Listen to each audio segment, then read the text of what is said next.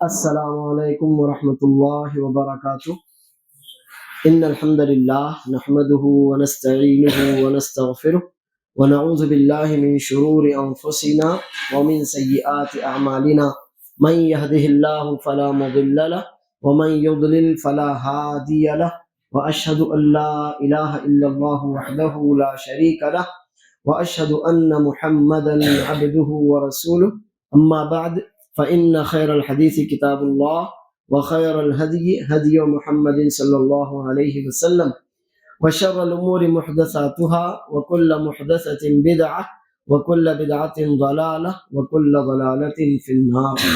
محترم حاضرین، الحمدللہ اب تک ہم نے کتاب التوحید میں شرک اور شرک کی کئی قسمیں اس تعلق سے ہم نے پڑھا، عقیدے کا بیان، اصول کا بیان، شرک کا بیان، شرک کی بہت سی قسمیں. الحمدللہ یہ ساری باتیں اللہ کے احسان سے ہم جان چکے ہیں، سمجھ چکے ہیں.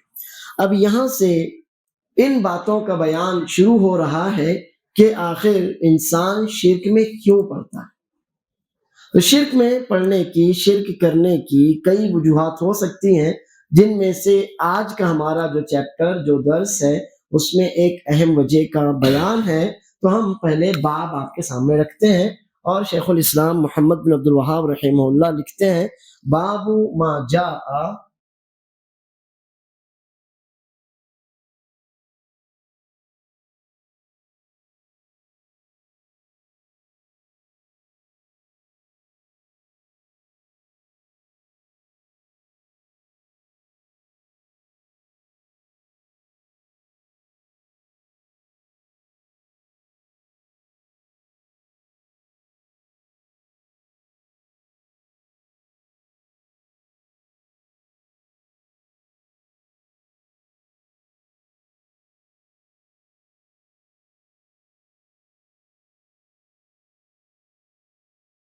باب ما جاء، یہ درس، یہ چیپٹر اس بیان میں ہے کہ ان سبب کفر بنی آدم، انسانوں کے کفر کا سبب، اور کفر میں آپ شرک کو بھی جوڑ دیجئے، انسانوں کے کفر اور شرک کا سبب وترکہم دینہم، اور ان کے اپنے دین کو چھوڑنے کا سبب.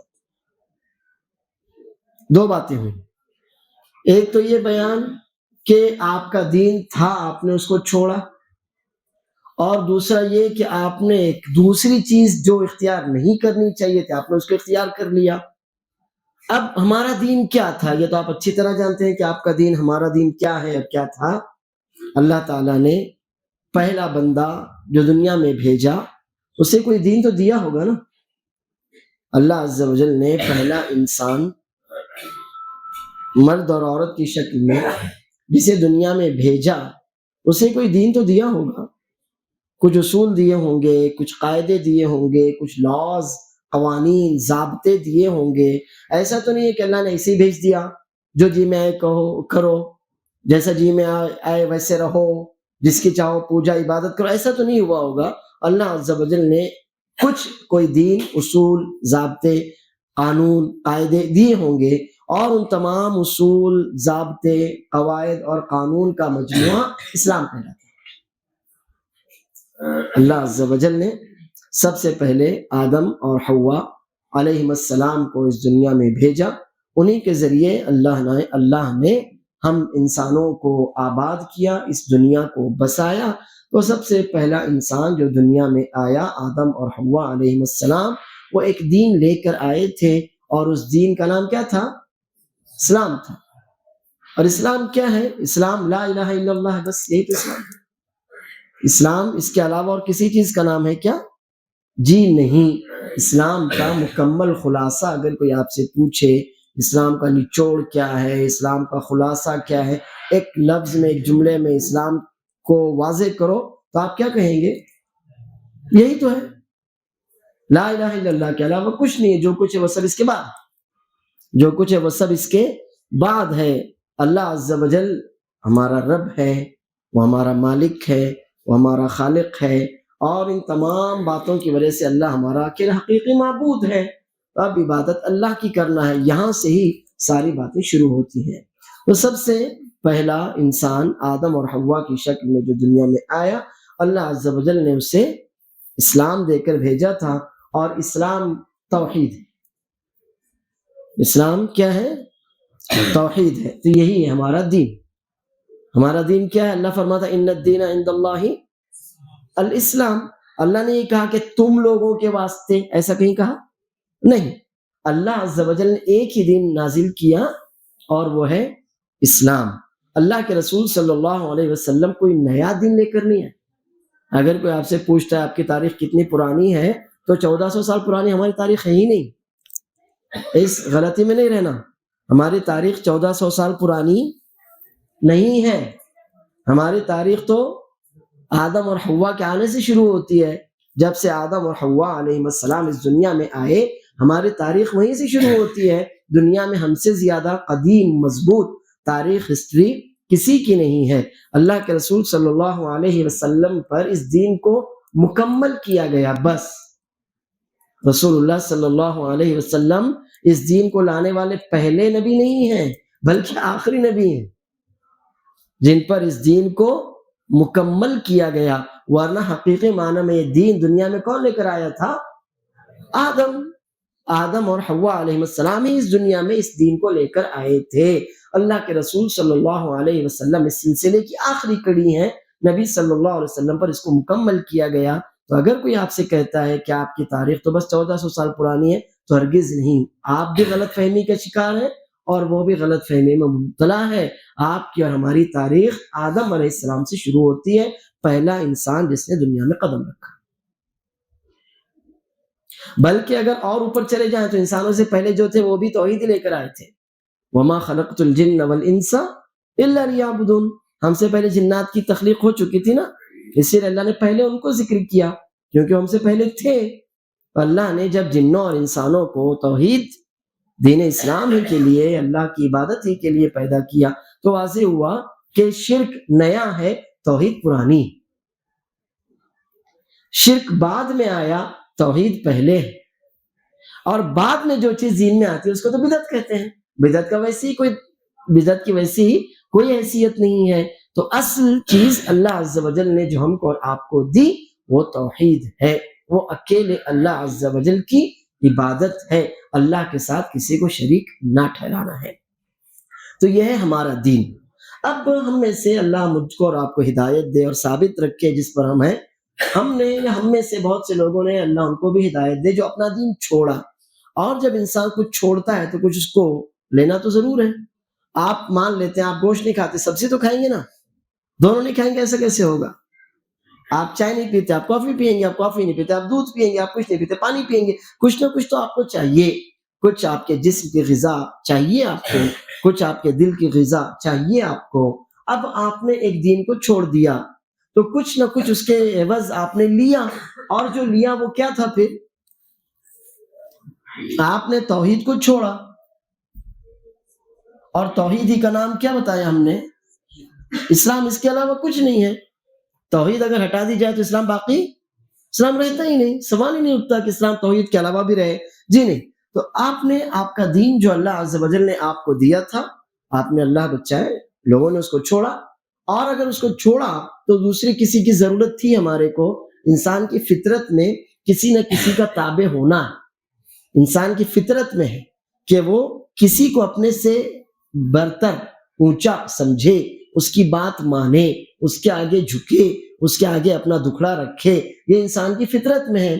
اب جب انسان نے اپنی فطرت سے بغاوت کی، توحید کو، اسلام کو چھوڑا، تو لازم تھا کہ وہ کچھ اور اختیار کرتا۔ تو کیا اختیار کیا اس نے؟ کفر۔ اور اسی کفر کی دوسری شکل کیا بنتی ہے؟ شرک۔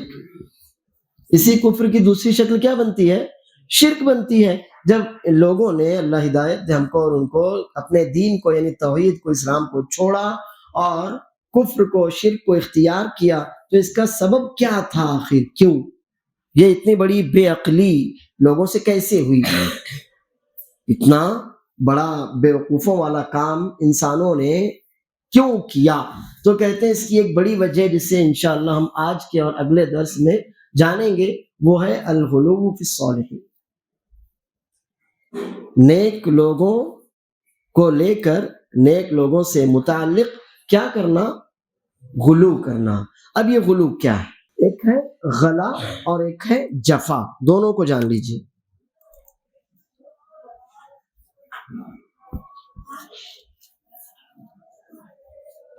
یہ دونوں ایک دوسرے کے اپوزٹ ہیں، ٹھیک ہے؟ غلا کا مطلب ہوتا ہے آپ کسی کو بھی اس کی حد سے آگے بڑھا دیں۔ غلا کا مطلب کیا ہوتا ہے؟ ایک حد ہے کسی کی بھی، ہر چیز کی ایک حد ہوتی ہے، آپ اس سے آگے بڑھا دیں، حد سے تجاوز کر جائیں اپنے لیے کسی کے لیے بھی، تو اس کو کہتے ہیں غلو۔ اور اس کا اپوزٹ، اس کی ضد ہے جفا، کہ ایک حد تھی آپ نے اس کو اس سے نیچے گرا دیا، تو جفا۔ ہم اردو والے وفا کے مقابلے میں جفا استعمال کرتے ہیں، ہم اردو والے وفا کے مقابلے میں جفا استعمال کرتے ہیں۔ وفا کا مطلب ہوتا ہے محبت کرنا، وفاداری کرنا، اور جفا کا مطلب ہوتا ہے وفا کا الٹا، نفرت کرنا، وعدہ توڑ دینا، کسی کی محبت کا جواب نفرت سے دینا، نرمی کا جواب سختی سے دینا، اس کو جفا کہتے ہیں۔ اب غلا اور جفا، غلا جیسے کہ ہم نے آپ کو بتایا ایک حد دی گئی ہے آپ کو، آپ نے اس کو اس سے آگے بڑھا دیا۔ جفا ایک حد دی گئی تھی، آپ نے اس کو اس سے نیچے گرا دیا، تو یہ ہے غلا اور یہ جفا۔ ہم مسلمانوں کو اللہ عز و جل نے اس کے بیچ کا ایک راستہ دیا، ہم سے یہ کہا کہ آپ نہ ادھر جائیں نہ ادھر جائیں، آپ کو بیچ میں رہنا ہے۔ اور وہ بیچ کیا ہے؟ کیا ہے؟ اعتدال۔ اعتدال کو کیا کہتے ہیں؟ وسطیت۔ وَكَذَلِكَ جَعَلْنَاكُمْ أُمَّةً وَسَطًا، اعتدال، وسط، بہترین۔ بہترین وہی ہوتا ہے جو دونوں کے بیچ کا ہو، اسی کو اللہ عز و جل نے کہا کنتم خیر امتی، تو وسط ہے۔ اب ہم جن لوگوں نے بھی شرک کیا اس کا ایک سبب تھا انہوں نے نیک لوگوں سے متعلق غلو کیا، یعنی ان کو ان کی حد سے بڑھا دیا، یہ ہوا شرک کا ایک بڑا سبب۔ وہ کیسے بڑھانا ہوا؟ عیسیٰ علیہ السلام کون ہیں؟ اللہ کے بندے ہیں، اللہ کے بندے ہیں، لیکن جن لوگوں نے عیسیٰ علیہ السلام کی ذات کو بڑھایا انہوں نے کیا کہا؟ وہ اللہ کے بیٹے ہیں۔ نعوذ باللہ، اللہ محفوظ رکھے ایسے کسی بھی عقیدے اور کفریہ شرکیہ خرافات سے ہم کو آپ کو۔ تو انہوں نے پھر کیا کیا؟ عیسیٰ کی حد تھی کہ وہ اللہ کے بندے تھے، اسی میں ان کا بھی خیر تھا اور ہمارا بھی خیر تھا، لیکن کیا کیا لوگوں نے؟ عیسیٰ علیہ السلام کو نہیں وہ اللہ کے بندے نہیں بلکہ وہ اللہ کے نعوذ باللہ بیٹے ہیں۔ اب کیا ہوا؟ پھر بات آگے بڑھ گئی، اور جب اللہ کے بیٹے ہیں تو اللہ کا درجہ تو ملنا چاہیے تھا نا ان کو۔ جیسے کوئی مالک ہوتا ہے تو اس کا بیٹا بھی تو چھوٹا مالک ہی ہوتا ہے، کوئی مالک ہوتا ہے تو اس کی اولاد چھوٹا مالک ہوتی ہے، تو ویسے اب اللہ عز و جل معبود ہے، عیسیٰ نعوذ باللہ عیسیٰ علیہ السلام کو ان کا بیٹا مان لیا گیا، تو اب عیسیٰ بھی تو مالک ہوئے نا اللہ کی طرح۔ لا حول ولا قوت الا باللہ۔ یہ کیوں ہوا؟ اللہ کی عبادت کی جانی چاہیے تھی، لوگوں نے عیسیٰ کی بھی کرنی شروع کر دی، کیوں؟ کیونکہ ان کو ان کی حد سے آگے بڑھانے کی وجہ سے۔ یہی حال ہماری امت کا ہے۔ آپ کیا سمجھتے ہیں ہماری امت کسی کو عیسیٰ نہیں مانتی؟ ہماری امت تو لوگوں کو عیسیٰ سے بھی بڑا مان لیتی ہے۔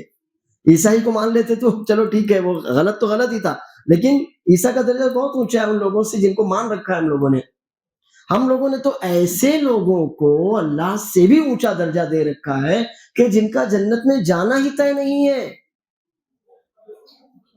جن لوگوں کا جنت میں جانا طے تو کسی کا بھی نہیں ہے، انبیاء اور صحابہ کے علاوہ۔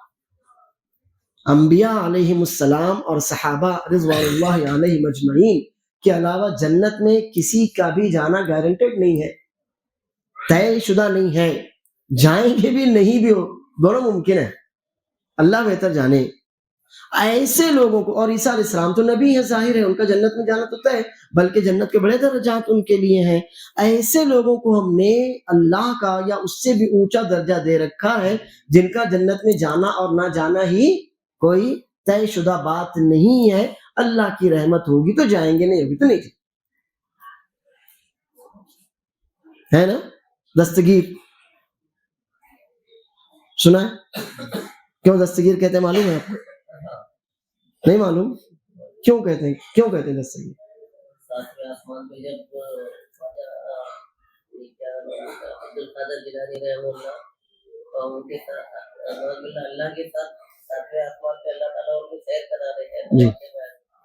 اللہ کا پیر پھسلا تو عبد القادر جیلانی نے مولانا کو ہاتھ بڑھایا کیا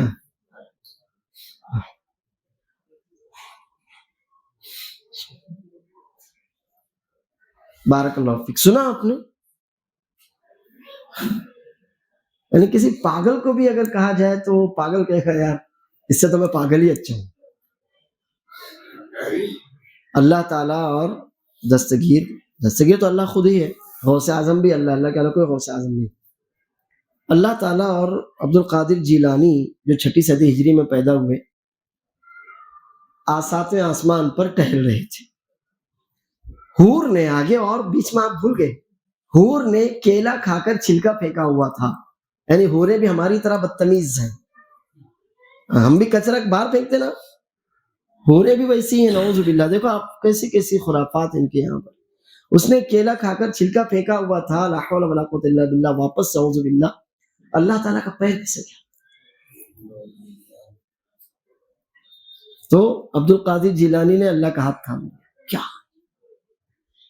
عیسائیوں نے جو بھی کیا اتنی بڑی برائی تو نہیں کی نا،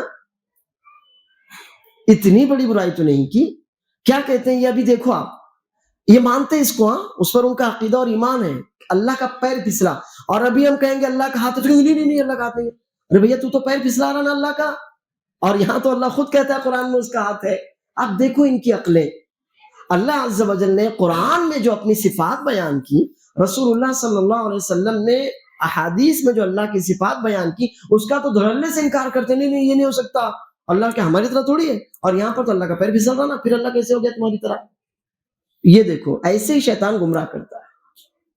اب یہ جو واقعہ نعوذ باللہ خرافات ہے، یہ ایسا واقعہ میں نے بتایا. پاگل کہے گا اس سے تو پاگل ہی بہتر.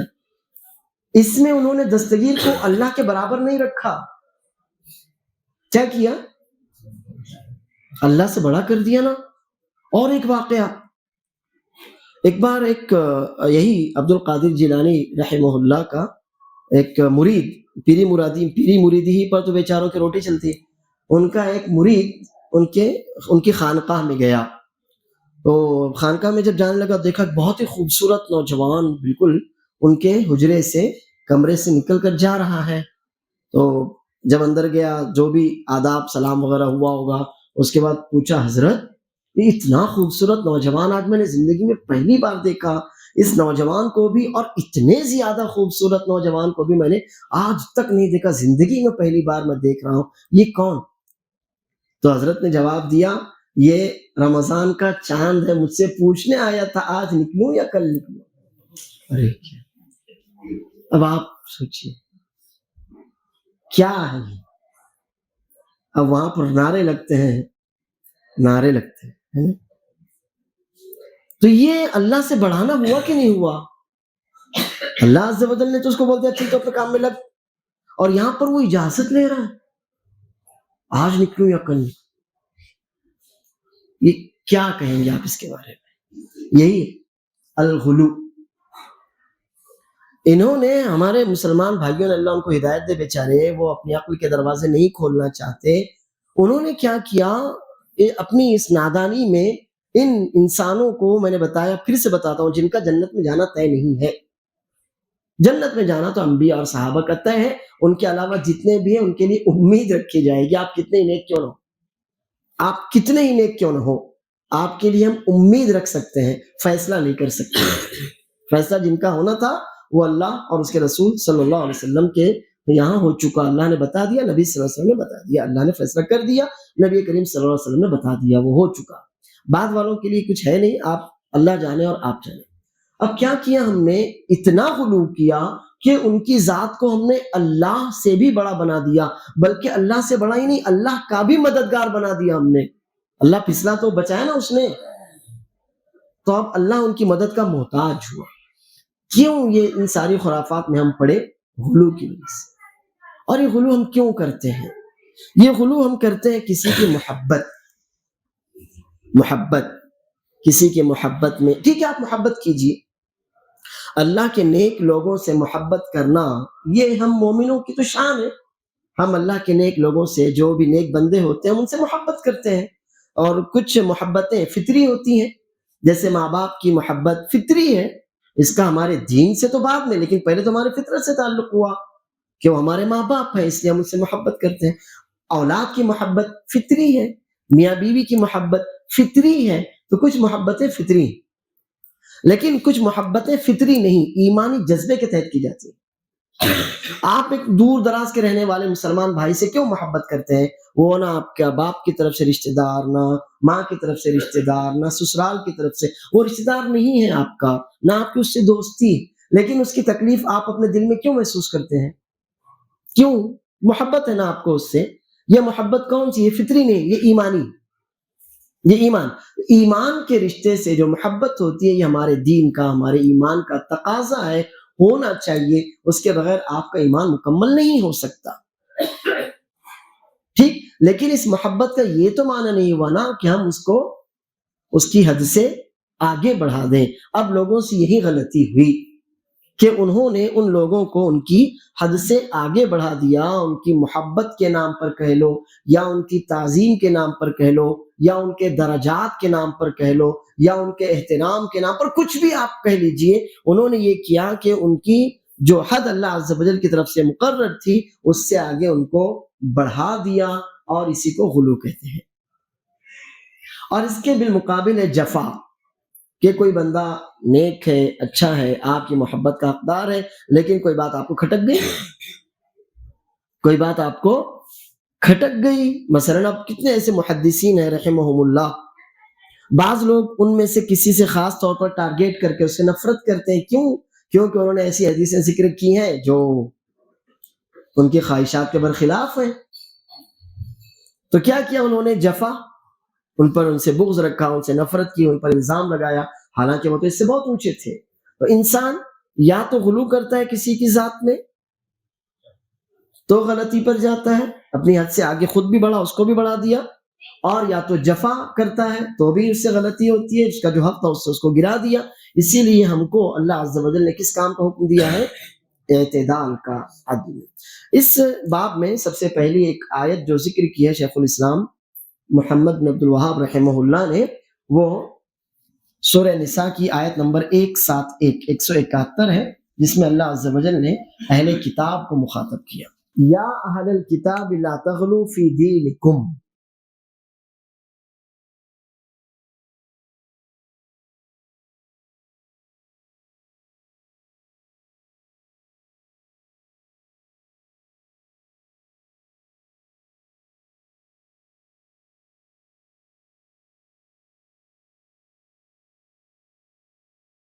یا اہل الکتاب، اے اہل کتاب، یہود و نصارہ، تم اپنے دین میں غلو مت کرو، حد سے تجاوز مت کرو۔ دین میں غلو یعنی دین کے باقی باتوں کو لے کر، کیونکہ انسان جو غلو کرتا ہے وہ دین میں ہی آخر کو بات جا کر دین پر ہی ٹکتی ہے، چاہے سبب کو انسان بنے یا کچھ بھی بنے، بات جا کر کہاں ٹکتی ہے؟ وہ دین پر۔ تو تم اپنے دین میں غلو مت کرو، یعنی جن جن چیزوں کے ذریعے تم نے اپنے دین کو برباد کیا ہوا ہے نا، اس سے تم باز آ جاؤ۔ اب آپ کہیں گے اہل کتاب کو مخاطب کیوں کیا گیا؟ کیونکہ اہل کتاب سے ہی یہ برائی ہوئی تھی۔ اہل کتاب میں پہلے تو ہے یہود، انہوں نے کیا کیا تھا؟ ایک تو انہوں نے وقالت الیہود عزیر ابن اللہ، کس کی ذات میں غلو کیا تھا؟ عزیر۔ کیا کہا تھا ان کو؟ یہ اللہ کا بیٹا ہے، نعوذ باللہ، لا حول ولا قوۃ الا باللہ، تو غلو ہوا۔ اچھا پھر چلو عزیر ہی پر کیا، اس کے بعد آئے اور احبارہم و رہبانہم اربابا من دون اللہ،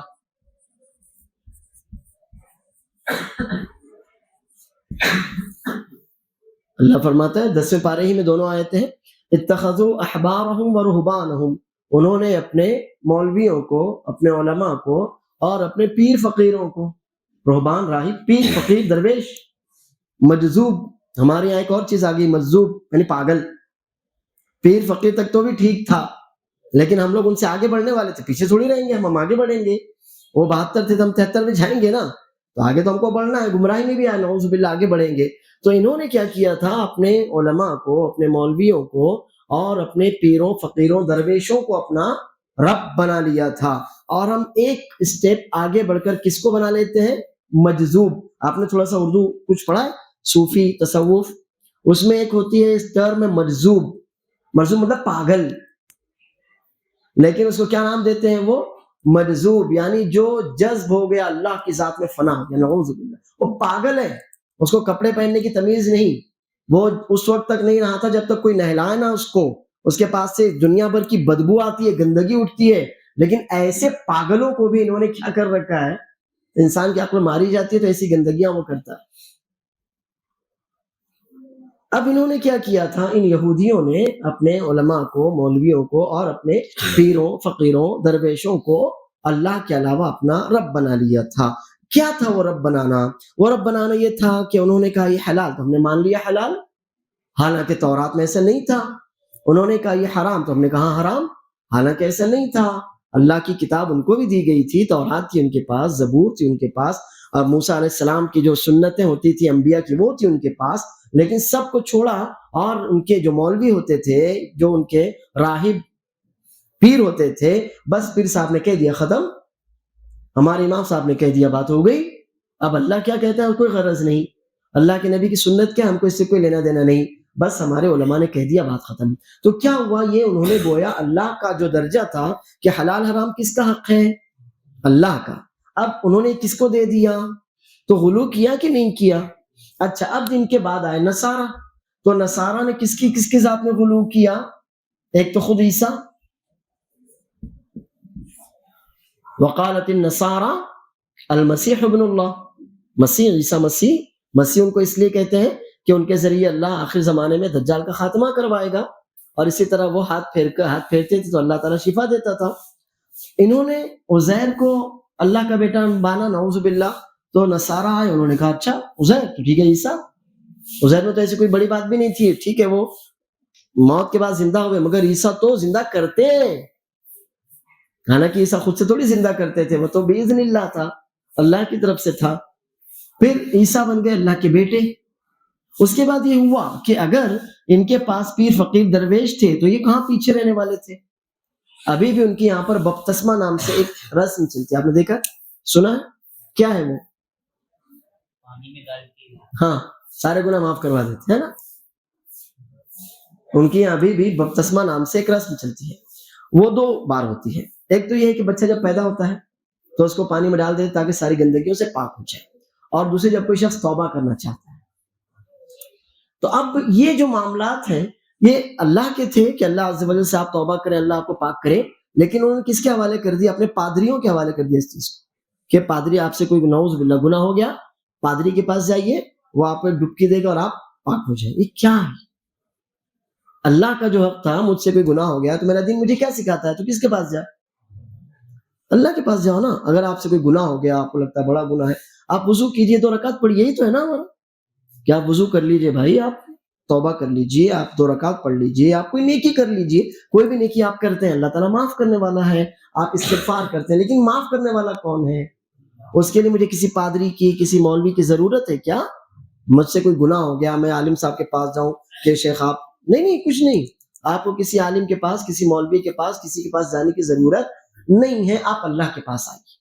اور اللہ کے پاس آنے کا مطلب مر جاؤ نہیں، اللہ کے پاس آنے کا مطلب یہ ہے کہ اللہ سے کہ اللہ گناہ ہو گیا، تیرا ہی بندہ ہوں، جاؤں گا کدھر، معاف کر دے، معافی مانگتا ہوں، غلطی ہو گئی، شرمندہ ہوں، بس ہو گیا، اللہ معاف کرنے والا ہے اس کو۔ اب انہوں نے کیا کیا، جو اللہ کا حق تھا وہ کس کو دے دیا؟ پادریوں کو دے دیا، یا جو ان کے نیک لوگ تھے ان کو دے دیا۔ تو یہی ہوتا ہے کہ جب آپ کسی کو بھی اس کی حد سے اونچا سمجھنے لگتے ہیں،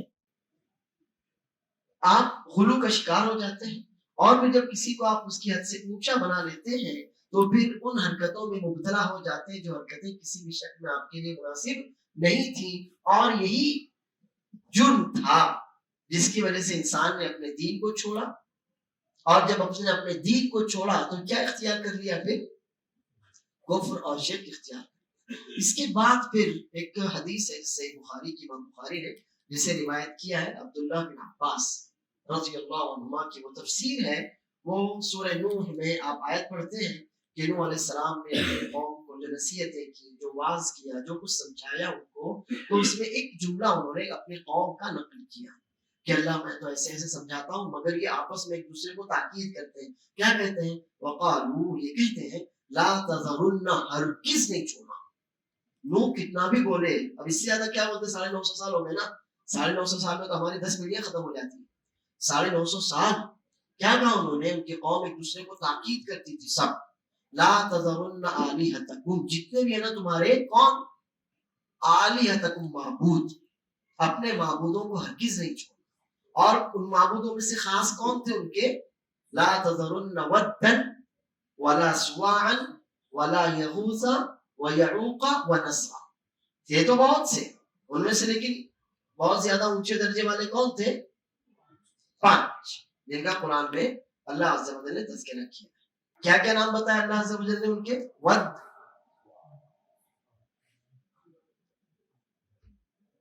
سوا، یغوث،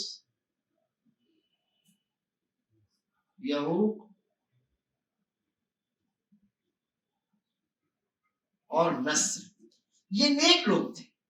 عبداللہ بن عباس رضی اللہ عنہما نے اس آیت کی تفسیر میں کہا، عبداللہ بن عباس رضی اللہ عنہما امام المفسرین ہیں، وہ کہتے ہیں کہ یہ نیک لوگ تھے، بہت اونچے بہت اچھے لوگ تھے، لیکن اب ان کی وفات ہو گئی.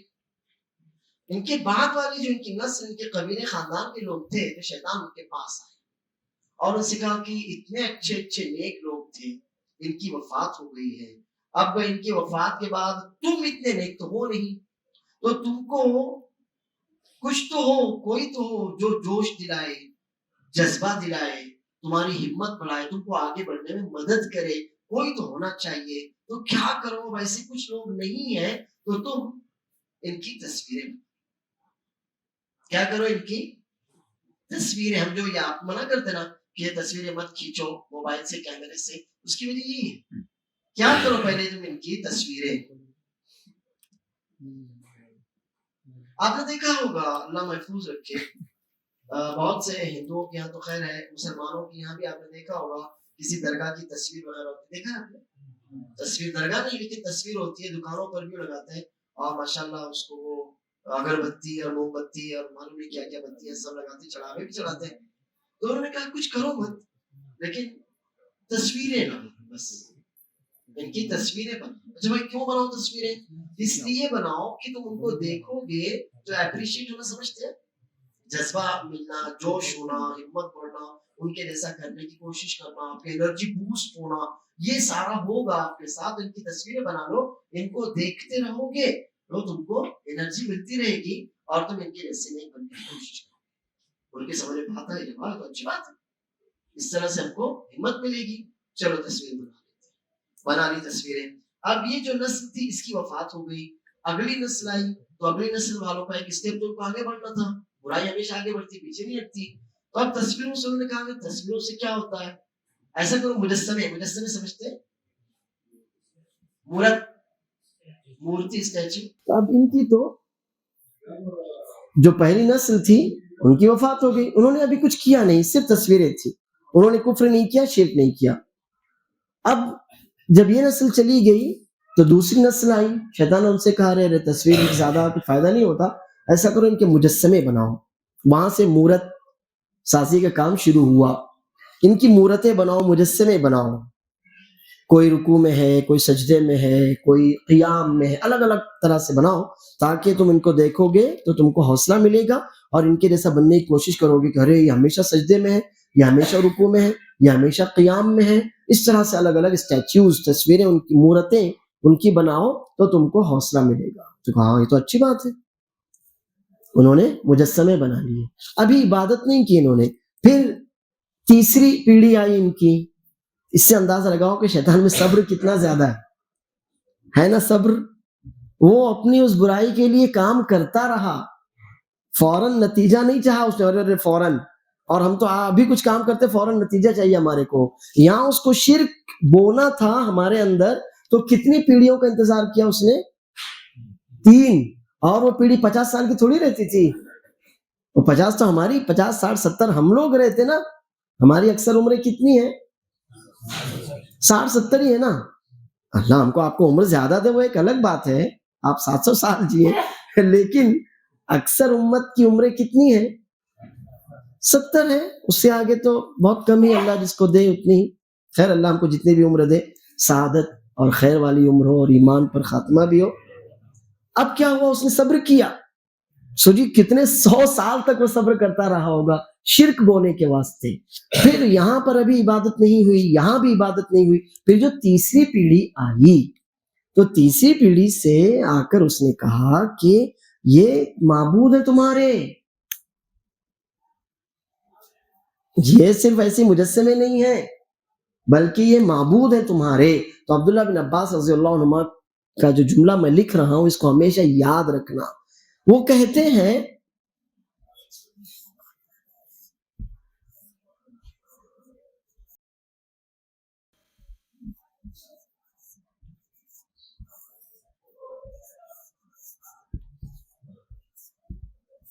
یہ جملہ یاد رکھنا، فلما نسی العلم عبدت. تیسری پیڑھی نے بھی جو عبادت کی نا، ان کو اپنا معبود بنایا. تو کیوں بنایا معلوم ہے؟ جب علم ختم ہو گیا، جب علم ختم ہو گیا تب ان کی عبادت کی گئی. اس سے معلوم ہوتا ہے کہ علم آپ کا گائیڈ ہے، آپ کا رہبر ہے، آپ کا گارڈ ہے. آپ کو وہ کفر سے، شرک سے، گمراہی سے بچاتا ہے. اور جو انسان جتنا زیادہ علم سے دور ہوتا ہے اس کے اتنا ہی زیادہ گمراہی میں پڑنے کے اندیشے ہوتے ہیں. اسی لیے تو آپ کو سوال کرنے سے منع کیا جاتا ہے. آپ کو سوال پوچھنے سے منع کیوں کیا جاتا ہے؟ کیونکہ سوال پوچھو گے تو عقل کے تالے کھلیں گے، اور عقل کے تالے کھلیں گے تو ہمارا جو آپ سے روزی روٹی والا مسئلہ ہے، جو آپ نے ہم کو اپنا باس بنا رکھا ہے، وہ ختم ہوتا چلا جائے گا نا. اس لیے ہم نے سوال پوچھنے پر پابندی نہیں. سوال نہیں پوچھنا، تفسیر نہیں پڑھنا، حدیث نہیں پڑھنا. اگر پڑھو گے تو ہمارا جو معاملہ تھا وہ ختم ہو جائے گا نا. تو اسی لیے اپنا ورچسو، اپنی برتری برقرار رکھنے کے لیے آپ کو اندھیرے میں رکھا جاتا ہے. اسلام یہ نہیں چاہتا. اسلام میں آنے کے ساتھ ہی آپ کی عقل کے دروازوں پر دستک دی، کھولو اس کو. یہ تمہاری بند عقلیں ہیں جو تم سے خرافات کفر شرک کرواتی، ان کو کھولو. اب کیا ہوا؟ فلما نسی العلم، یہ عبداللہ بن عباس رضی اللہ عنہما کے الفاظ ہیں جسے امام بخاری نے پوری روایت کے طور پر نقل کیا ہے. فلما نسیا، جب علم بھلا دیا گیا، یعنی ان کے درمیان کوئی عالم، کوئی سمجھانے والا، کوئی بتانے والا، کوئی اپنے باپ دادا سے اس علم کا وارث نہیں رہا، تب اس کے بعد جہالت آ گئی، سارے کے سارے جاہل ہو گئے. تو انہوں نے پھر عبادت کرنی شروع کر دی. اسی بات کو علامہ ابن القیم رحمہ اللہ نے اور زیادہ تفصیل سے لکھا ہے. وہ لکھتے ہیں کہ یہ تو ان کا معاملہ ہوا قوم نوح کا، اور ان کے علاوہ بھی قوموں میں جو شرک آیا. تو وہ لکھتے ہیں کہ بہت سی دفعہ ایسا ہوا کہ نیک لوگوں کی وفات ہوئی. اب تصویریں نہیں بنائی گئی ان کی، بلکہ ان کی قبریں بنائی گئی. کیا کیا گیا؟ ان کی قبریں بنائی گئیں. اور اسی لیے اللہ کے رسول صلی اللہ علیہ وسلم نے اپنی وفات سے پہلے، جب آپ بہت زیادہ تکلیف میں تھے، بہت زیادہ آپ تکلیف میں تھے، عائشہ رضی اللہ عنہ کے گھر میں تھے. عائشہ رضی اللہ عنہ ام المومنین فرماتی ہیں کہ نبی صلی اللہ علیہ وسلم اتنی زیادہ تکلیف میں تھے کہ ایک چادر جو آپ نے اوڑھی ہوئی تھی، آپ اسے کبھی چہرے پر ڈال لیتے، کبھی چہرے سے ہٹا دیتے. تکلیف ناقابل برداشت ہو رہی تھی. اس وقت رسول اللہ صلی اللہ علیہ وسلم نے فرمایا، لعن اللہ الیہود والنصارى اتخذوا قبور انبیائهم مساجد. اللہ تعالی یہود و نصارہ پر لعنت کرے. کیا ضرورت تھی اس وقت یہود و نصارہ پر لعنت بھیجنے کی؟ امت کو ڈرانا تھا کہ یہ سب جو کر چکے ہیں نا وہ تم بھی نہ کرنے لگ جاؤ. انہوں نے کیا کیا؟ انہوں نے اپنے انبیاء کی قبروں کو مساجد، عبادت گاہ بنا دیا. یعنی جو عبادتیں آپ کی اللہ کے گھر میں اللہ کے لیے ہونی چاہیے، وہ عبادتیں انہوں نے کہاں کی؟ وہ عبادتیں انہوں نے قبر پر کی. اسی لیے آپ پائیں گے ہماری امت کے جو لوگ قبر پرست ہوتے ہیں نا، وہ مسجد میں آنے کی توفیق ہی نہیں ملتی بیچاروں. آپ غور کیجئے اس پر. جتنے بھی سجادہ نشین ہیں، جتنے بھی مجاور ہیں، آپ ان کو کبھی جمعہ میں بھی نہیں پائیں گے. اللہ عز و جل ان سے اپنے آگے سجدے کی توفیق ہی چھین لیتا ہے کہ جب ویسے بھی تم کسی اور ہی کے لیے کر رہے ہو، اور معلوم نہیں وہ قبر میں گھوڑا، گدھا، کتا کوئی بھی ہو سکتا ہے یا کوئی نہیں بھی ہو سکتا ہے. قبر میں کوئی انسان ہو ایسا ضروری نہیں ہے. آپ یقین جانیے، اگر آپ آزمانا چاہتے ہیں نا تو کسی بھی کھلے میدان میں جا کے قبر بنا دو راتوں رات، اور صبح اس پر ایک ہری چادر چڑھا دو. آپ دیکھنا سال بھر کے بعد آپ کو عرس منانے ملتا کہ نہیں ملتا. یہی تو ہے جہالت.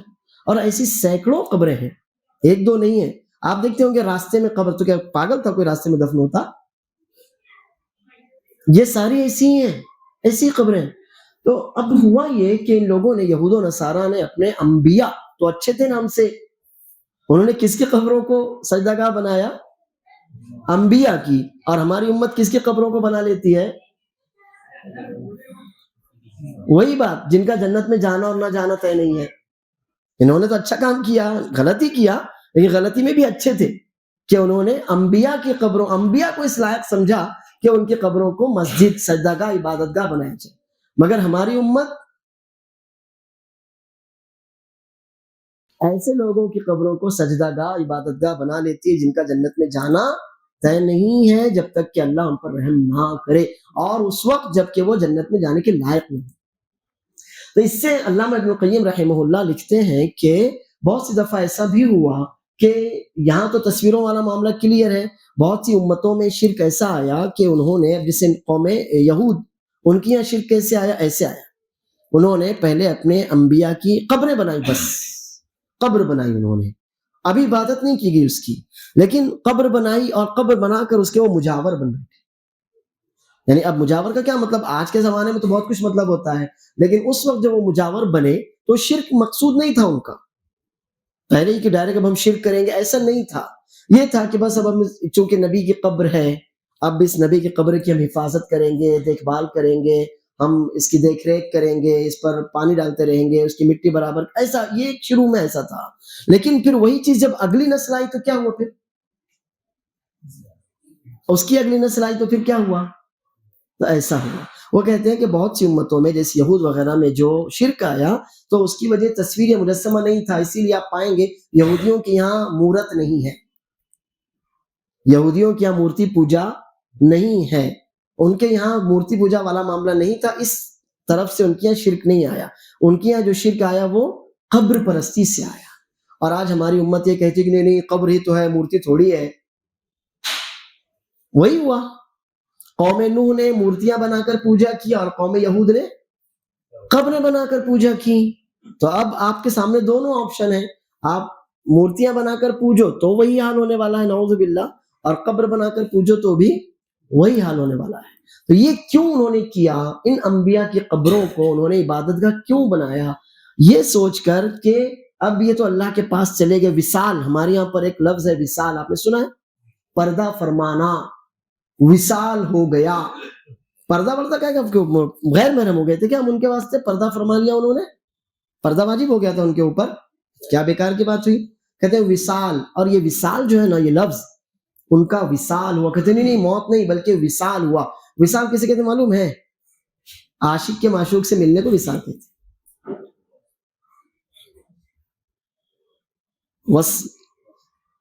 ملن، تو یہ ملن ہوا ان کا. کس سے ملن ہوا بھائی؟ کہتے ہیں اللہ سے. یہی سب ہے، یہ ہندوؤں کا عقیدہ ہے کہ 7 بار واپس آتی ہے روح، اور اس کے بعد جو ان کا معبود ہے اس میں وہ مل جاتی ہے.